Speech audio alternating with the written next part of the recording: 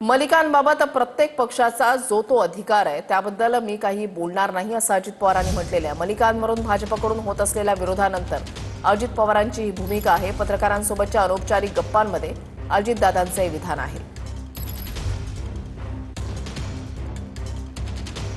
रायगडच्या पालकमंत्री पदाबाबत अजितदादांचे एक मोठं वक्तव्य आहे। तुटेपर्यंत ताणलं गेलं, आता थांबलं पाहिजे।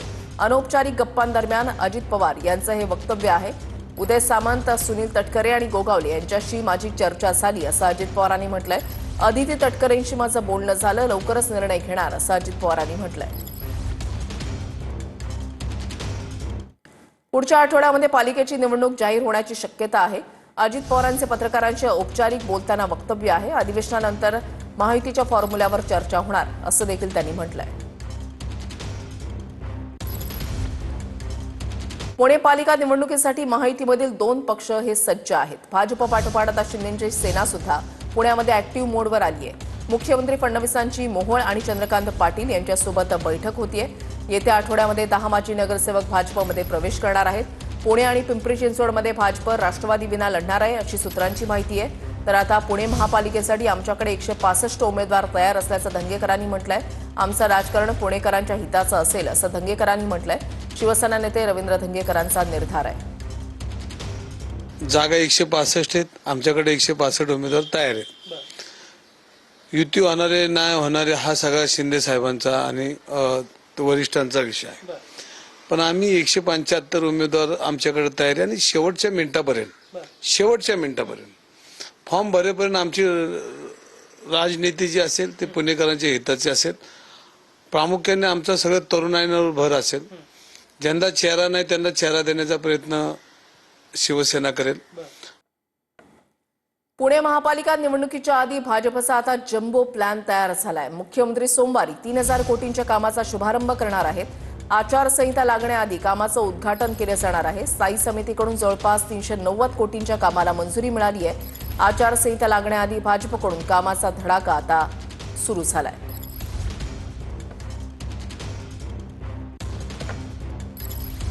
उपमुख्यमंत्री शिंदेंची सेनेच्या सर्व आमदारांशी 1 to 1 चर्चा अशी सूत्रांची माहिती आहे। विकास कामामध्ये अडथळा येणार नाही असं आमदारांना आश्वासन दिल्याची सूत्रांची माहिती आहे। विकास कामांसाठी निधी कमी पडणार नाही याबाबत चर्चा झाली आहे अशी देखील माहिती मिळते। ठाकरेंच्या शिवसेनेला कामातून उत्तर देण्याच्या सूचना देण्यात आल्याची सूत्रांची माहिती आहे। शिंदेंचा अपमान सहन केला जाणार नाही। आमदारांनी आपल्या व्यथा मांडलेल्या आहेत। महामंडळाचं लवकरात लवकर वाटप व्हावं आमदारांनी अशी इच्छा व्यक्त केल्याची सूत्रांची माहिती आहे। विधानसभेमध्ये भाजप आमदार सुधीर मुनगंटीवार यांनी शायरीतून टोला लगावलाय। मात्र त्यांच्या शायरीचा रोख कुणाकडे याची चर्चा रंगली आहे। नेमकं सुधीर मुनगंटीवार काय म्हणाले पाहूया। गोष्टी व्हायला नको असं म्हटलेले आहेत, कसं पाहता येईल? मी अजून काही बातमी पाहिलेली नाही, पण जर दादाने जर विचार करत असतील तर चांगली बाब आहे। आम्हाला काय हौस नाही वाद करत हे करायचं, परंतु दादानी त्यांची पण जी मंडळी आहेत त्यांनाही कल्पना द्यावी, त्यांनाही सांगावं। चुकीचं आणि खोटं नाटं जे काय व्हिडिओ दाखवण्याचं काम किंवा हे जे काय चाललेलं आहे हे पण कुठंतरी आता आम्हाला शोधणं गरजेचं वाटतंय।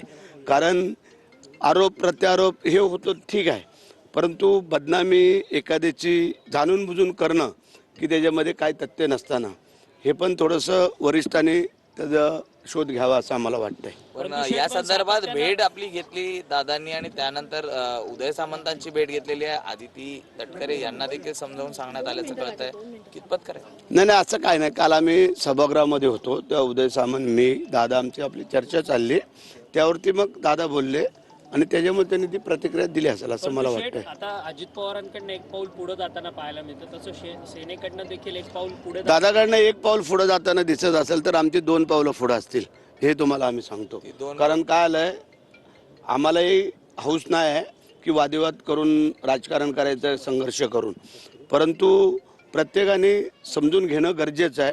वस्तुस्थिती काय आणि परिस्थिती काय त्याच्या अनुषंगाने चालावं। चल, परंतु अशाच पद्धतीचा दगाफटका जर पुढच्या निवडणुकीमध्ये झाला आता तब की बात तब, जेव्हा की बात तेव्हा बघू आपण, ते बघू आपण। हा चल तिकडे जा, काळजी करू नको, थांब जरा, सगळे अजून